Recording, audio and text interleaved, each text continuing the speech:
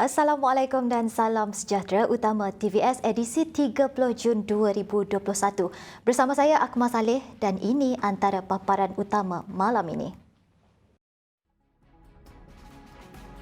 Kerajaan yakin pembukaan semula sektor ekonomi di Sibu dapat dilaksanakan.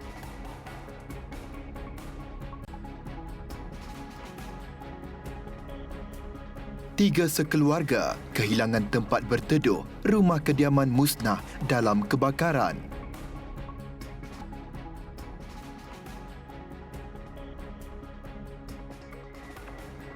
Polis menahan seorang lelaki yang memecah masuk sebuah pasaraya di Bintulu.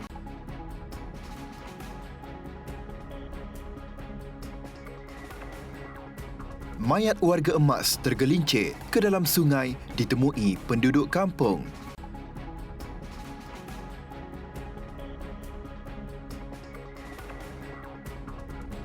Penanaman cendawan tiram yang hanya dimulakan dek kerana minat, kini menjadi sumber pendapatan.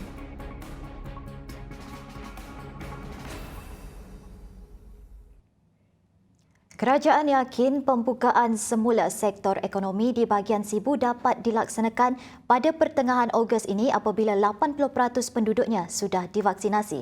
Ketua Menteri Datuk Patinggi Abang Johari Tun Openg berkata setakat 29 Jun, 149,743 penduduk Sibu telah menerima satu dos vaksin COVID-19. You achieve herd immunity, you are protected. Meaning that the spread of COVID-19 will be less because at the moment kalau you expose you kenal, but if you have antibody, enhanced antibody, you can fight back COVID-19. Then it's okay. Then you open up the economy. Then as I said just now. Then the business will come back, all that will come back. Apa yang penting tegasnya, disiplin dalam mengawal dan membasmi wabak ini. Walaupun telah divaksinasi, orang awam mesti terus mematuhi prosedur operasi standard SOP termasuk memakai topeng muka, mengamalkan jarak sosial dan mencuci tangan dengan kerap. Beliau berkata demikian setelah meninjau Pusat Pemberian Vaksin PPV Industri di University College Teknologi Sarawak UCTS. Dalam perkembangan sama, Ketua Menteri mencadangkan agar PPV Industri UCTS Sibu dibuka kepada orang awam setelah proses vaksinasi bagi pekerja-pekerja swasta selesai. Hal ini kerana melalui tinjauannya, proses vaksinasi di PPV berkenaan berupaya beroperasi dengan lancar dan cepat. Ya, saya tadi telah berbincang dengan pihak Dr. Anwar dan juga pihak UCTS. Saya nampak bahawa proses yang berlaku di UCTS ini agak cepat. They can do about 1,000, 1,500, even 2,000. Bermakna kalau dah siap semua employees ini, kita berunding untuk orang awam mendapat suntikan di sini juga. Dalam pada itu, bas cucuk vaksin merupakan satu lagi inisiatif baru yang diwujudkan bagi mempercepatkan lagi proses vaksinasi COVID-19 di Sibu. Sebanyak 2 buah bas yang telah diubah suai milik UCTS dan syarikat pemegang pelaburan Pansar Berhad ini akan beroperasi di sekitar kawasan Sibu terutama di kawasan luar bandar. Bas cucuk vaksin akan bergerak di kawasan sasaran dan keutamaannya diberikan kepada warga emas.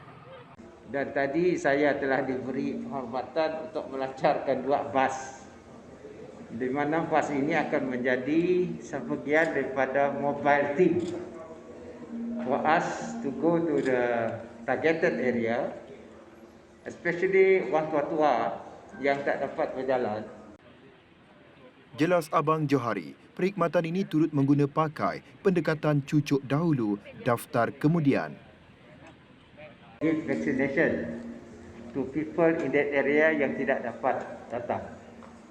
Dan kita punya approach iaitu kalau mereka tidak ada berdaftar, kita juga beri jack.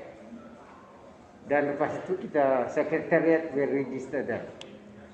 And this has been very effective throughout the state. Bas cucuk vaksin ini diharap dapat mempercepatkan lagi proses vaksinasi bagi kawasan yang sukar dicapai terutama untuk golongan warga emas dan golongan kurang upaya. Sekian laporan daripada saya, Amira Barkisa untuk TVS. 3 sekeluarga kehilangan tempat berteduh apabila rumah yang mereka diami musnah dalam kebakaran yang berlaku pagi tadi. Kejadian sekitar jam 8.28 pagi itu berlaku di lokasi sama struktur rumah panjang Charles Igat yang terbakar sebelum ini. Ketua Balai Bomba dan Penyelamat Sibu Sentral, Suna Kaha, ketika dihubungi berkata, sejurus pihaknya menerima panggilan kecemasan berhubung insiden itu. Seramai 13 anggota digerakkan ke lokasi kejadian. Semasa pasukan bomba sampai tempat kejadian, rumah tersebut telah pun terbakar keseluruhan 100%. Dan semasa kebakaran, rumah tersebut adalah kosong, tiada penghuni yang berada di rumah kerana mereka bekerja. Dan rumah tersebut telah pun dihuni oleh 3 orang penghuni, iaitu seorang ibu dan bapa dan seorang anak, dan semua mereka selamat dan tiada kecederaan yang berlakulah semasa kebakaran tersebut. Rumah Charles Igat dahulunya merupakan sebuah rumah panjang tradisional dan telah dibina secara berpecah-pecah di kawasan berkenaan. Punca kejadian dan jumlah kerugian masih dalam siasatan. Ini pula lain kisahnya, seorang lelaki tempatan berumur 37 tahun telah ditahan kerana merosakkan harta benda di sebuah pasaraya di Jalan Lapangan Terbang Lama, Bintulu. Menurut Ketua Polis Daerah Bintulu, Superintendent Zulkifli Suhaili, suspek yang cuba melarikan diri ditahan reman sehingga 5 Julai bagi membantu menjalankan siasatan lanjut. Kita lihat suspek cuba melarikan diri. Dalam usaha tersebut, pihak polis bersama pihak keselamatan pasaraya telah cuba menjalankan tangkapan. Beliau berlari sambil memecah beberapa barangan di dalam premis tersebutlah, sehinggalah tangkapan kita berjaya lakukan. Hasil pemeriksaan oleh pihak polis mendapati siling pasaraya telah pecah, penyaman udara dan beberapa barang jualan di dalam pasaraya turut rosak akibat dipukul oleh suspek. Dalam pada itu, Zulkifli berkata setakat ini tiada lagi maklumat mengatakan suspek mengamuk akibat dibuang kerja. Setakat ini kita tidak mendapat apa-apa juga maklumat berkenaan perkara ini. Okey, kalau kita tengok balik, suspek ni masuk melalui pintu belakang, cermin. Lepas tu apabila dia masuk ke dalam permis tersebut, kita dapati mungkin beliau tidak dapat keluar disebabkan shilling permis tersebut tinggi menyebabkan suspek ini sukar untuk keluar. Sama ada di present ataupun tidak, itu kita masih dalam siasatan kita lagi. Setakat ini tak ada apa-apa lagi maklumat mengatakan beliau dibuang kerja dan sebagainya. Pemeriksaan air kencing suspek didapati negatif dan kes disiasat di bawah Seksyen 457 pecah masuk dan khianat. Selepas lebih kurang 2 jam, mayat putera Fadilah Abdullah ditemui lemas di Sungai Bakong, Bintangor. Mayat seorang lelaki warga emas pula ditemui oleh penduduk kampung sekitar jam 8.30 pagi di hilir Sungai Mujuk Julau. Mayat Nyawai Guntur, 75 tahun, ditemui pada jarak sekitar 15 minit perjalanan di lokasi penemuan dengan menggunakan perahu. Walau bagaimanapun pada hari ketiga OPSAR ini, iaitu hari ini pada 30 hari bulan, jam lebih kurang pukul 8.30, mayat orang hilang ini telah dijumpai di Sungai Nangasrau, itu di tebing sungai Mujuk, Julau dalam keadaan terlentang. Keadaan mayat masih lagi dalam keadaan sempurna. So mayat ini telah dibawa ke hospital untuk tujuan postmortem.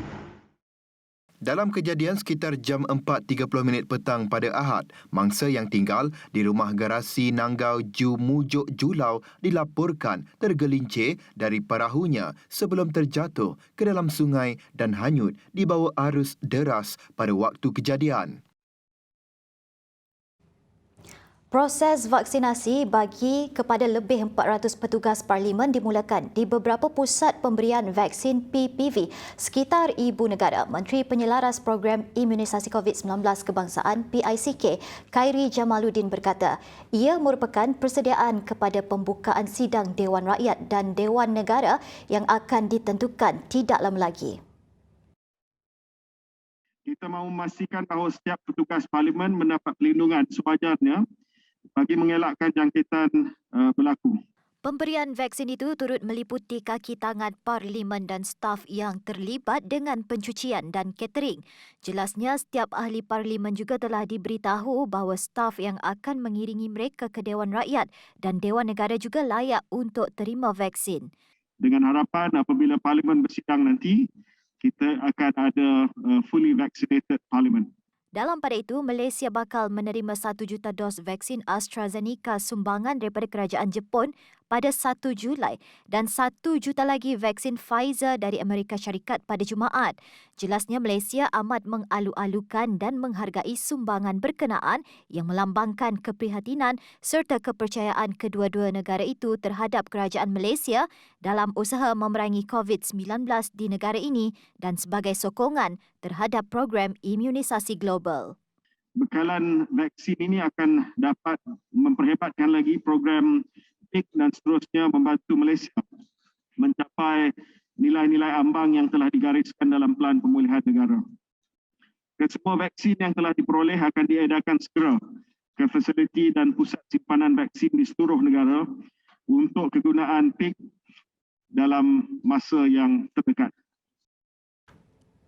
Sementara itu, Yang di-Pertua Dewan Negara, Senator Tan Sri Dr. Rais Yatim dan Yang di-Pertua Dewan Rakyat, Datuk Azhar Azizan Harun mencadangkan kepada Perdana Menteri agar sidang khas Parlimen diadakan sebelum 1 Ogos mengikut peruntukan undang-undang sedia ada. Cadangan kepada Tan Sri Muhyiddin Yassin itu susulan majlis menghadap Yang di-Pertuan Agong Al-Sultan Abdullah Riayatuddin Al-Mustafa Billah Shah pada Selasa. Menurut kenyataan itu, pada majlis menghadap berkenaan, Al-Sultan Abdullah telah menzahirkan titah pandangan bahawa persidangan Parlimen perlu diadakan sebelum 1 Ogos ini. Majlis menghadap itu turut dihadiri timbalan-timbalan Yang di-Pertua kedua-dua Dewan. Dalam pada itu, Perdana Menteri Tan Sri Muhyiddin Yassin dilaporkan dimasukkan ke hospital pada pagi Rabu. Pejabat Perdana Menteri memaklumkan Muhyiddin mengalami diarrhea sejak Selasa dan beliau didaftar masuk ke sebuah hospital di Ibu Negara untuk menerima rawatan dan pemantauan. Baik, bertemu kembali. Jabatan Kesihatan Negeri Sarawak menamatkan 3 kluster setelah tiada kes baru COVID-19 dikesan melibatkan kluster ini dalam tempoh 28 hari. Jawatankuasa Pengurusan Bencana Negeri Sarawak JPBNS dalam kenyataan berkata, kluster yang tamat ialah kluster Sungai Ranan di Kanawit, kluster Jalan Endap Sawit di Semarahan dan kluster Tengah Hulu Gedong di Simonjan. Jumlah kluster yang masih aktif adalah sebanyak 95 kluster dengan 16 kluster merekodkan 61 penambahan kes baharu. Sarawak mencatatkan 376 kes baharu COVID-19 dengan 63.30% daripada jumlah kes dikesan di 5 buah daerah iaitu di Kuching, Sibu, Bau, Mukah dan Telang Usan. Ini meningkatkan jumlah kumulatif kes COVID-19 di negeri ini meningkat kepada 64,851 kes. Dalam pada itu, terdapat 1 kes kematian baharu melibatkan jangkitan COVID-19 dilaporkan di daerah Kapit. Jumlah kematian di Sarawak kini meningkat kepada seramai 409 orang. Penduduk di kawasan Nangas Semah Daro kini tidak lagi perlu meredah sungai menggunakan bot selama 2 jam untuk mendapatkan suntikan vaksin di Dewan Masyarakat Daro apabila bermulanya program vaksinasi secara outreach di kawasan tersebut. Ini merupakan satu tempat yang kalau sebelum ini kawasan ini mereka terpaksa turun ke Daro yang menggunakan bot memakan masa hampir 2 jam. Tapi hari ini kita buat program apa yang kita panggil 3 dalam 1 lah. Bermaknanya ini memberi penekanan kita untuk memudahkan rakyat yang sebelum ini mungkin menghadapi masalah perhubungan untuk mereka turun ke daerah Daro. Yang kita sudah maklum PPV, Pusat Penularan Vaksin kita di Daro adalah di Dewan Masyarakat Daro. Dalam pada itu, kata Safi, pihaknya akan menambah baik perkhidmatan di PPV itu dan meneruskan program vaksinasi tersebut dalam masa terdekat bagi mencapai sasaran imuniti kelompok di kawasan Daro pada penghujung Julai depan. Pasukan vaksinasi ini diselaraskan oleh Pegawai Daerah Daro selaku pengerusi Jawatankuasa Pengurusan Bencana Daerah Daro. Jadi Alhamdulillah kita harap kita akan lihat lagi pelaksanaannya nanti dan di mana perlu penambahbaikan ataupun program selanjutnya insyaAllah akan kita laksanakan dalam masa yang terdekat. Dan kita berusaha mencapai hasrat kerajaan untuk kita mendapatkan apa kita panggil sebagai immunity community itu dalam masa yang secepatnya mungkin. Inisiatif Dasar Ekonomi Digital yang diperkenalkan Ketua Menteri Datuk Patinggi Abang Johari Tun Openg nyata bertepatan pada waktunya. Sejak diperkenalkan pada tahun 2017, Sarawak kini berganjak daripada ekonomi tradisional kepada ekonomi digital berasaskan teknologi pintar dalam hampir semua sektor. Menteri Muda Perancangan Bandar, Pentadbiran Tanah dan Alam Sekitar Datuk Len Talif Saleh berkata, langkah ini jelas menunjukkan impak positif lebih-lebih lagi tatkala negara berdepan dengan cabaran pandemik COVID-19. Masa Yang Amat Berhormat mempromosikan digital economy dulu 2017 dulu memang banyak skeptik lah. Mengapa kita memberi fokus kepada digital economy walhal isu-isu lain seperti basic infrastruktur belum ada, terutama sekali macam bakalan air terawat ataupun jalan raya dan sebagainya masih berkurangan. Jadi Alhamdulillah kita sudah bermula awal 4 tahun yang lepas. Dengan permulaan inilah kita pada masa ini baru kita sedar melihat betapa pentingnya inisiatif yang kita ambil 4 tahun yang lepas dalam keadaan pandemik pada hari ini. Di mana bisnes online sudah berkembang begitu. So we were lucky that we started earlier.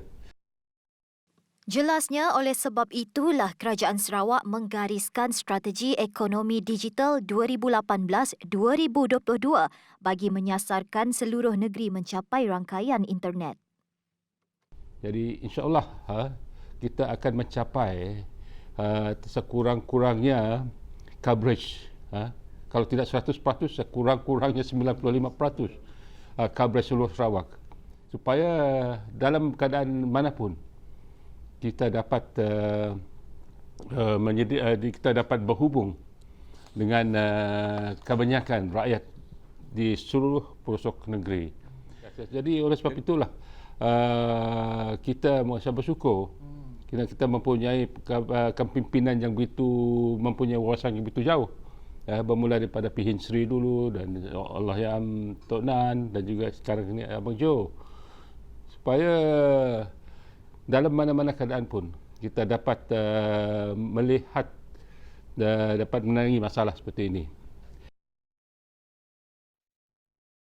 Rakyat perlu bijak dalam memberi aduan terutamanya berhubung kenaikan harga barang atau dalam erti kata lain gunalah saluran yang betul. Ini kerana menurut Menteri Perdagangan Dalam Negeri dan Hal Ehwal Pengguna KPDN HEP Datuk Seri Alexander Natalinggi, ia bagi memastikan pihaknya dapat membuat siasatan terhadap pihak yang dikatakan menaikkan harga barang dengan sewenang-wenangnya. Meskipun kementerian telah sehabis baik memastikan harga keperluan asas seimbang, namun kerjasama daripada pengguna turut memainkan peranan penting. Kerjasama dari pengguna. Kalau nak komplain, biarlah komplain. Berpatutan juga. Jangan terlalu general. kalau kata umum, harga naik, tapi tidak dapat memberi secara lebih terperinci. Sebab kami nak pergi ke tempat mana yang berlaku kalau betul-betul ada kelakuan begitu di kalangan peniaga, ya. Be specific and be more informative lah. Don't make a general statement kata harga sudah naik. Of course harga naik, tapi how bad is it? Di mana? Siapa?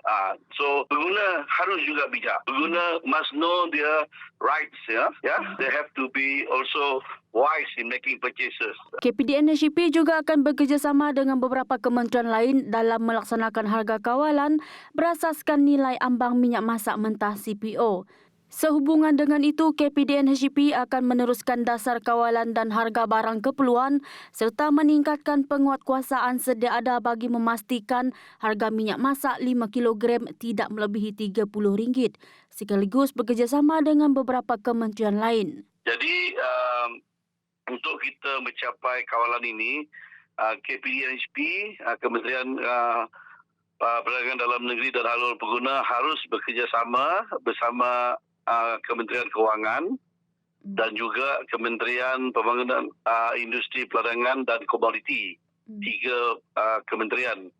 Jadi kami telah buat beberapa rundingan sudah dan membuat keputusan, dan cadangan daripada KPDN HEP juga telah diangkat kepada kami, sudah sampai ke satu formula supaya harga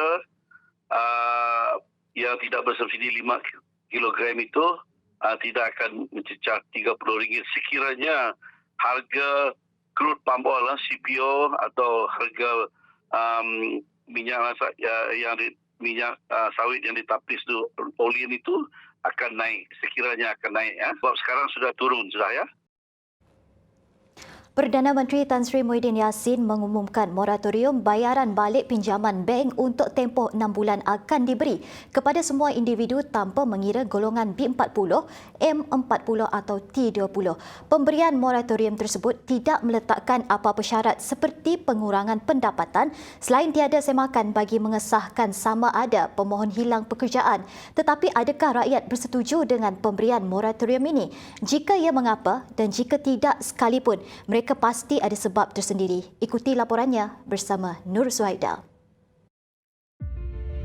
Setakat ini, lebih 250,000 peminjam yang layak mendapat kelulusan moratorium secara automatik. Namun hanya perlu memilih sama ada untuk mendapatkan moratorium selama 3 bulan atau pengurangan bayaran ansuran sebanyak 50% selama 6 bulan. Ada yang berpendapat moratorium ini sememangnya tidak dinafikan sangat bermanfaat kepada sesetengah pihak, lebih-lebih lagi golongan yang terjejas pendapatan sepanjang pelaksanaan Perintah Kawalan Pergerakan PKP di mana ada sektor yang perlu menutup operasinya sepanjang tempoh itu. Secara peribadi, kami lah, saya dah terjejas papa, so kami saya dah tanggungan dan saya dah bayar papa komitmen. Tapi mungkin orang lain bermanfaat untuk nyawang moratorium, ya, sebab nyawang perlu bayar kenderaan, bayar rumah, saya ambil tanggungan macam ada anak-anak kecil, saya perlu bayar pinjaman-pinjaman. Sekurang-kurangnya dengan adanya moratorium tu, yang dapat membantu keluarga-keluarga yang terjejas untuk meringankan beban sedaknya untuk bayar kereta, bayar rumah, macam-macam. Dengan keadaan itu, biar pun sekolah belajar di rumah nak beli laptop, nak biar handphone tu. Bagaimanapun, tidak kurang juga yang kurang bersetuju di mana mereka berpendapat golongan yang tidak terlalu terkesan perlu terus membuat pembayaran ansuran bulanan mereka seperti biasa. Macam kami masih ada gaji, kami rasa kami dapat lagi bayar. Kami rasa kami perlu ngambil bahagian lah. Jadi apabila kita memerlukan, kita harus berfikirlah, kita harus fikir sendiri rasa perlukan duit, ya, kita akan ambil. Jadi macam yang si perlu, yang masih ada gaji, yang masih rasa cukup-cukup, kita simpan untuk kita hari tua. Duit ya penting juga. Siapa mana duit si penting. Jadi kita waktu tu mau kita rasa perlu duit belanjaan si cukup. Macam orang gaji bulan, memang gaji tetap ada. Bagi yang macam mampu untuk bayar benda tu ataupun yang terlalu terjejas lah, kami rasa tidak no need to ambil benda dapat lah. Sidak boleh bayar, mampu sidak, ikut kemampuan sidak lah. Inisiatif moratorium ini sedikit sebanyak dapat membantu peminjam individu dan perusahaan kecil dan sederhana atau PKS dalam menguruskan aliran tunai mereka sepanjang tempoh mencabar ini. Bagaimanapun, gunalah tawaran ini dengan sebaiknya dan jika tidak mendesak, elakkan menambah komitmen kewangan yang lain. Laporan Nur Suhaida bersama jurukamera Rafiq untuk TVS. Penanaman cendawan tiram yang hanya dimulakan dek kerana minat, kini ia menjadi sumber pendapatan tetap buat usahawan muda Zakaria Jamsari. Dengan hanya belajar daripada laman YouTube, Zakaria yang bermula dengan 10 bongkah kini mencecah kepada ribuan bongkah. Pada mulanya, Zakaria hanya menjalankannya sebagai pendapatan sampingan. Namun, disebabkan oleh permintaan yang menggalakkan, Zakaria mula menambah rumah cendawannya bagi memenuhi permintaan pasaran sehingga lahirnya jenama Q Mushroom. Daripada 10 ya, kami fail. Sebab baru belajar, kami belajar daripada YouTube. Tangga, tanya, so Google. Dari situ kami cuba menambah, kami pun bongkar. Bila kami rasanya boleh dijadikan kami pun side income, kami buat farm kami yang first. Kami bila dah siap, kami masukkan dalam 1000 bongkah. Daripada farm yang pertama 1000 bongkah, kami jadikannya ke 2000. Jelasnya lagi, penanaman cendawannya bukan sahaja tertumpu kepada cendawan tiram kelabu, namun ada juga jenis lain seperti cendawan tiram pink dan cendawan jeli pada kuantiti yang terhad. Permintaannya kini diperluas sehingga ke utara Sarawak. Tahun 2021, kami start buat full time. Kami buat keputusan, kami resign dan sekarang kami buat full time. Terutama untuk tiram kelabu yang segar, kebanyakan dari kucing. Kami hanya jual daripada Insta Story, WhatsApp Story, Facebook Story. Kami jarang post, kebanyakannya regular customer lah. Tapi masa PKP tu kami dah start cuba hantar. Kami hantar ke Miri, ke Muka. Apa yang menariknya, perusahaan Zakaria tidak hanya tertumpu kepada jualan cendawan segar. Beliau turut menghasilkan produk hiliran seperti pekasam cendawan yang turut mendapat permintaan luas sehingga ke luar negeri. Lepas dalam 3 hari ke atas, dalam chiller kami siapkan jual. Sebab ni akan jadi lembap sikit. Jadi dari situ kami fikir, apa yang aku perlu polah dengan cendawan yang terjual. Jadi kami jadikannya produk hiliran. Produk hiliran kami orang buat cendawan, pekasam cendawan. Cendawan daripada Q Mushroom, kami ada hantar ke Selangor, kami ada hantar ke Kuala Lumpur, Melaka dan Johor. Kami ada regular seller dekat sini. So ni ambil dari kami, dia ni jual sini. Pada masa akan datang pula, Zakaria merancang untuk mengeluarkan produk hiliran berasaskan cendawan tiram pink dan cendawan jeli seperti serunding, pekasam, malah juga patty burger vegetarian. Bermula daripada sebuah minat, kini ia menjadi pendapatan tetap Muhammad Zakaria Jamsari. Walaupun terdapat cabaran sepanjang kerjayaannya, namun dia kekal bersemangat meneruskan perniagaan cendawannya di sepanjang Perintah Kawalan Pergerakan. Sekian laporan saya Abdul Yazid Hamzani bersama jurukamera Charles Jonik untuk TVS. Baik, laporan itu tadi mengakhiri utama TVS malam ini. Saya Akmal Saleh. Salam hormat.